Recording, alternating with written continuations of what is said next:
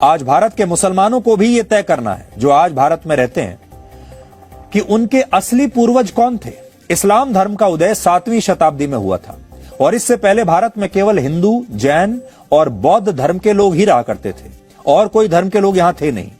लेकिन वर्ष 712 में पहली बार मोहम्मद बिन कासिम यमन से संयुक्त भारत के सिंध प्रांत पहुंचा, जो आज पाकिस्तान में है। उस समय मोहम्मद बिन कासिम ने सिंध पर अपना कब्जा कर लिया। इसके बाद 12वीं शताब्दी में दिल्ली सल्तनत की स्थापना हुई और मोहम्मद गौरी के अफगानिस्तान लौटने के बाद कुतुबुद्दीन ऐबक दिल्ली सल्तनत का बादशाह बना। ऐबक का जन्म मध्य एशिया में तुर्की भाषा बोलने वाले एक परिवार में हुआ था, इसलिए भारत के कुछ मुसलमान खुद को शायद ऐबक का वंशज मानते होंगे। हालांकि इसके बाद दिल्ली में वर्ष 1290 में खिलजी वंश की स्थापना हुई। एक और वंश आया, खिलजी वंश, और जलालुद्दीन खिलजी के बाद अलाउद्दीन खिलजी दिल्ली का शासक बना। फिर इसके बाद तुगलक वंश आया और 1325 से 1351 तक मोहम्मद बिन तुगलक ने दिल्ली पर राज किया। वर्ष 1412 में तुगलक वंश की समाप्ति हो गई और फिर सैयद तुगलक वंश की स्थापना हुई और फिर 1451 में लोदी वंश के शासकों ने दिल्ली पर राज किया, जो अफगानिस्तान से आए थे।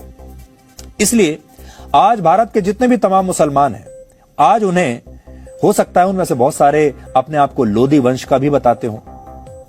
लोदी वंश के बाद 1526 में मुगल भारत आए, जो तैमूर लंग के वंशज थे।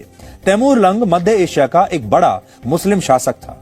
मुगल काल बाबर की ताजपोशी के साथ शुरू हुआ था और उसके बाद बाबर का पुत्र हुमायूं दूसरा मुगल बादशाह बना। हुमायूं के बाद अकबर, जहांगीर, शाहजहां और औरंगजेब का शासन आया। औरंगजेब के बारे में तो आजकल आप बहुत सुन ही रहे हैं और हमारे देश में बहुत सारे मुसलमान ऐसे हैं जो औरंगजेब को ही अपना पूर्वज मानते हैं।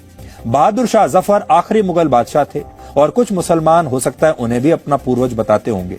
इसलिए आज भारत के मुसलमानों को यह तय करना है, साथ ही पाकिस्तान के मुसलमानों को भी तय करना चाहिए, बांग्लादेश के मुसलमानों को भी तय करना चाहिए, क्योंकि उस जमाने में भारत, पाकिस्तान और बांग्लादेश देश एक ही साथ थे, एक ही देश था।